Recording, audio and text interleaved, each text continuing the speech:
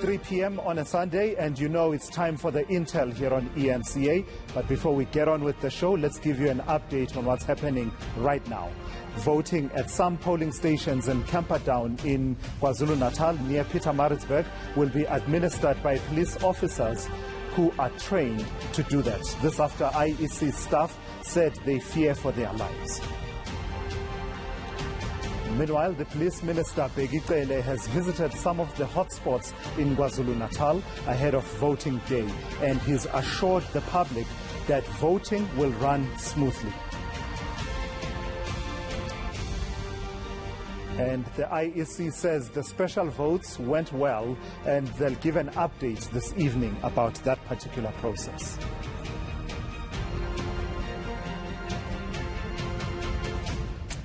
So let's start here. Today I have no mighty and thunderous words, no pious lamentations about the state we are in, and no moving exhortations or some kind of a Gettysburg address to inspire you to do or to desist from doing anything. None of that. Mine today is simply to ask you to go vote tomorrow. Will you? Far too many times we hear communities disgruntled and disillusioned by the failures of governance in many municipalities, compounded by the ineptitude at the provincial and national spheres of government, saying they will not vote. In many of those instances, that posture is as much an indictment of the governing party or parties as it is an indictment on opposition parties and whether or not they are seen as any useful solution to disaffected and aggrieved communities. It's commentary, in a way, on our one-party dominant system and whether or not it offers up any real and viable alternatives. In a situation where we are told we have 276 political parties registered to contest this year's election and new parties are formed at the drop of a hat, well, it seems for many voters we have a case that can be likened to poet Samuel Taylor Coleridge's The Rime of the Ancient Mariner. Water, water everywhere, and not a drop to drink. Look, far be it from me to judge your chosen method of democratic expression.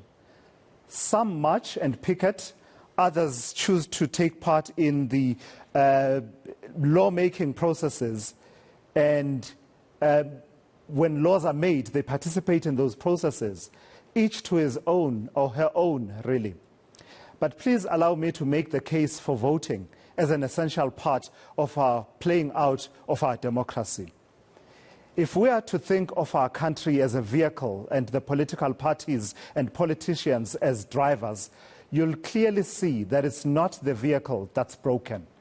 In many of the instances of governance failures that we have become so accustomed to the point of almost being numbed by, it is the drivers, not the vehicle, that is broken. So may I suggest that if you are that dissatisfied with the status quo, you have even more reason to go and change the driver of the vehicle. If you like the way the vehicle is being driven, I don't think I need to tell you that your vote will help ensure that the current drivers remain in the driver's seat and we forge ahead in the direction you believe is good for our country. And so even if you don't participate in appointing or changing the driver will be appointed and will drive the vehicle in a way that directly affects you as a passenger. Allow me to also tell you why I vote. It's not out of dogmatic commitment to a political party or cause. Oh no, I'm far too disloyal for that. I change my mind constantly, and I support no cause, not even a sporting team, simply on the basis that I have always supported them, not me. For me, it's about our country's history. I always think about those who died for a basket of dignity-affirming civil and political liberties that include as a key feature, the right to vote. Their blood convicts me to not take for granted that which they paid the ultimate sacrifice for. It's the blood of the likes of Steve Biko, the Craddock Four, the COSAS 4, PEPCO 3, Nokuthula Simelane, Bheki Mlangeni, the Sharpeville 69, and many, many more generations of gallant compatriots whose blood, in the words of Solomon Mahlangu, watered the tree that bore the fruits of freedom. That's what continues to move me to vote each time we hold elections. But that's my reason. I'm pretty sure if you reflect, you'll find that you have your own reasons. Voting is that part of participatory democracy that links directly to our dignity as human beings. It affirms that you are recognized in your community of equals as a person whose choices about the direction in which we should go as a society are valid and worthy of respecting. And fortunately for us, despite what weaknesses exist in our electoral system, our votes continue to count for something and to be respected. We haven't, thankfully, reached a stage that some in our neighboring region, as well as elsewhere on the continent, are where the warped logic is the country was won or liberated through the bullet and blood being spilled. It cannot be betrayed by a simple X. Make sure we never get there. Make sure we never get to that point. Let's emphatically entrench our culture of democracy. Go vote. Even if you end up doing an eeny, meeny, miny, mo on that ballot, go vote. And that's my take for today. This is the Intel. Thank you for joining us. On that note of voting, let's start here. We'll start with Ropiwa Madzena giving us a lay of the land, as it were, in as far as the numbers are concerned and the trends that we expect. So the elections are hotting up, and tomorrow is voting day, and smaller parties and independents are vying for your votes. Will there be an outright winner in the major metros, or will this dynamic split the vote and lead to coalitions? Well, in a recent Ipsos survey that focused on Tshwane, Johannesburg and Nelson Mandela Bay, that's what you've been watching, Ropiwa, and you join us now to help us make sense. So let's start with the key issues that voters are looking at going into these hotly contested elections. What did this survey find? Yeah, so Thulas, just for a bit of context, this is a survey that we've been running over the last 2 weeks in different waves, the first, the second and the third wave. And it just surveys people across the country in terms of their expectations for the elections and what they want to happen in their communities. So based on what you've just said, let's look at that. Thulas, you'd think in the major metros, the biggest thing that matters is water and electricity. That's not the case. A lot of the people surveyed, many of them being women, are big on safety and security. The scourge of GBV and all the other dangers that are posed against women all the time are a big thing. And people are looking towards their leaders to fix that, their community leaders, to change the status quo in their communities. So you'll see in all big major metros, that was a substantial thing for the people that were surveyed here. And then the second thing is affordable services. They'll be going to water, electricity, which we know is not really affordable anymore, especially electricity with those tariffs. And then, of course, clean communities where children can actually thrive, which is what a lot of parents want within the communities they live. Yeah, well, that's interesting. So about 42% people surveyed in Johannesburg identified safety and security as a key issue. And the interesting dynamic there is that it's not only an issue of competence for some local municipalities that will have a metro police department, etc., and by law enforcement, but it also is a national and a provincial competency as well. So that blurring of lines also happens. Absolutely. And before you move on to the next question, I must say there was a global Ipsos survey done on how our people feel about the police services in their countries. 28 countries were surveyed to us, and South Africa came in last as the country that least trusts its police force. So 55% of our population doesn't trust SAPS or the Metro police officers. So that was very interesting. That came out as well. All right, let's move on to, I remember 2016, we were all glued to the screens there at the National Results Operations Center in Tshwane as the results came in. And clearly South Africans made their choices, in many instances indecisive, in that there was no outright winner and people needed to work in coalitions to govern. But it seems almost half of the people, let's take Tshwane for example, don't seem to be satisfied with the performance of the party that they voted for in 2016. Let's take a look at that, Chilas. Yes, so that's right. This was very interesting. People who voted for who they voted for in 2016 were happy with the initial decision that they made. But of course, as the years went on, that dissatisfaction came through quite a bit. And you'll know that these metros were notorious for horrible coalitions. These partnerships just didn't work. And what it led to was a lack of service delivery. And that's why you're seeing with the survey that was released now, we're finding that almost 50% of the people in the major metro are very unhappy with the people that are currently leading them. Wow. So the figures there, very dissatisfied or somewhat dissatisfied, hovering, at least for Tshwane and Joburg, around the 50% mark. That's right. Yeah. So despite this dissatisfaction, though, the surveys that you have done, and you guys chose to phrase it in waves. You had a first wave, second wave, and a third wave. Hopefully not a fourth wave in December. ENCA and Ipsos. Those are the phrases that are being used. One of the things that came through, though, is that despite the dissatisfaction, either with the governing party or an opposition party, dissatisfied with the choice made in 2016 at this point, people still intend to vote for the same party. And that is the mind-boggling thing, isn't it? Let's take a look at that. In the major metros, we're seeing that over 80% of the registered voters in the country are going back to the polls to vote for the exact same party that they're dissatisfied with. A lot of it, as we've unpacked over the last few days, is a matter of trust. They trust the party that they have voted for since the dawn of democracy, and also ultimately they're afraid to try out the new parties. We don't know what the FF could do. We don't know what independents could do.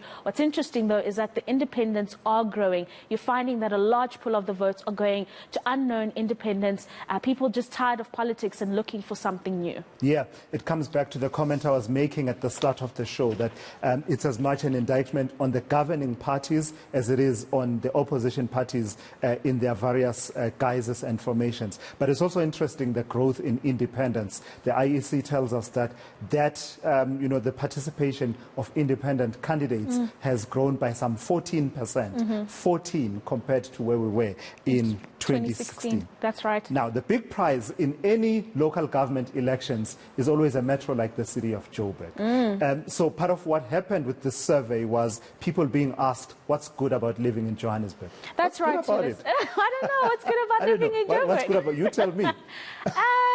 This is a tough one. I'd have to think about it. But let's take a look at those who were surveyed. So there were a number of things that were included in this survey, Chilas. But I must highlight that it's a very small percentage of people that are actually very happy within the city of Johannesburg. And that's why you'll see these low percentages as you do. But many of them, or the 11%, saying we've got a competent local authority of a municipality. We have very few potholes and water and electricity. I don't agree with that. It's getting better. It's getting better. Credit where it's due. By the time the late mayor passed on, Jolie Di Matongo, you had started seeing work. Yes. And in fact, it had started with the previous mayor, I must say, including the stretches that I drive, because, we drive significant distances. You are able to gauge over a number of suburbs. There was this pothole that was here for 4 weeks, 5 weeks. It started getting fixed. But I wouldn't say that. That's one of the things that people are saying. These people must live in my beautiful Ekurhuleni. Oh, I see. Yes, but they're not part of the city of Johannesburg. Anyway, let's continue. So they're saying also that ward councillors care about the area, and also what's very important to us, access to clinics and hospitals, which is very difficult to come by, efficient health facilities in the country at the moment, and that's very important. But let me just show you what's bad about living in Johannesburg very briefly before we move on. So these numbers are a little bit higher than what we would have seen.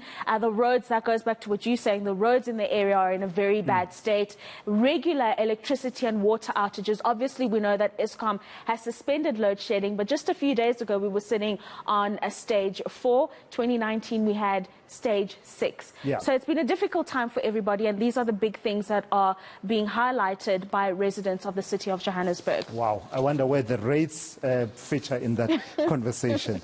Tell me about candidate support while we're talking about this major prize, electoral prize that is Johannesburg. Yeah, so Johannesburg is the most contested one. This is the one that major leaders are vying for. And this was very interesting data to us. So we scored them from 0 to 10 within the survey, and we said, give the candidate a vote out of 10, and this is what came out. Herman Mashaba, who's Action SA's mayoral candidate, came out tops at almost 5 out of 10, and then Mpho Morane and Mpho Palatse of the DA are very close together in terms of their scoring. So in any day now, because we are releasing more data ahead of tomorrow, this could swap. You could find that popularity switches towards the DA, depending on what people feel on the day of.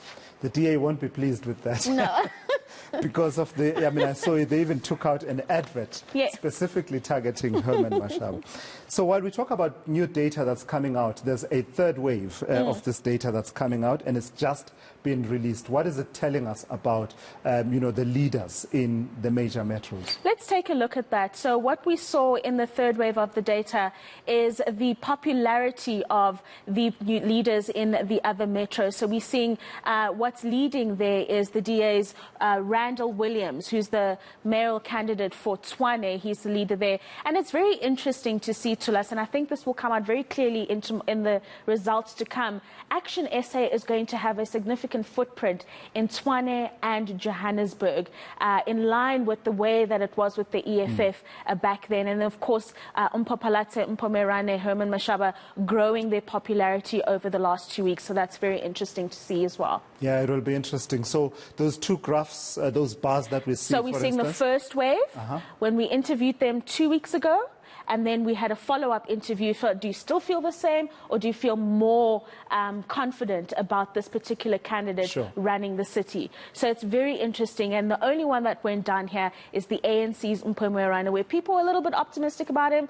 Now they're not so much. Lastly, Ropiwa, let's talk about the issue of the interaction between the national leaders and their brand and popularity vis-a-vis the local leaders, who are the actual people that are standing for election. So these campaigns have been very interesting, but I must first ask you, who have you thought has done the best? You better say the right name to us. In terms of the national leader. The national leader who's been most going visible. Out, being visible, engaging the best with the Cyril people. Ramaphosa got stuck in. He really did. Working for a party that had the odds stacked against it. He did very well, and it reflects in this data. Let's take a look at that. So Cyril Ramaphosa coming out top in both the first and the second wave. So the first wave is the inner circle there, where he came in at around 6.3, and then the outer one, he reduced a little bit, but he was still the most popular national leader. And then, of course, surprisingly, John Steenhuisen remaining second after the Cyril Ramaphosa, despite all the scandal that is hovering around the DA and the way that they've conducted themselves over the last few months. And then, of course, Julius Malema, a small margin, but he's very close to the DA. And like we said, with the local leadership, this could also switch up at any moment, because they're very, very head-to-head. It's a tricky one, because you don't want the national leader eclipsing the local leader, who is the actual candidate. That's right. Thank you for those insights. I look forward to more of these in the coming days. ENCA's Ropiwa Madzena there, giving you a sense of what's coming out from the data as has been gathered by Ipsos and ENCA ahead of the elections. This is the intel on ENCA. I'm back with more in just a moment.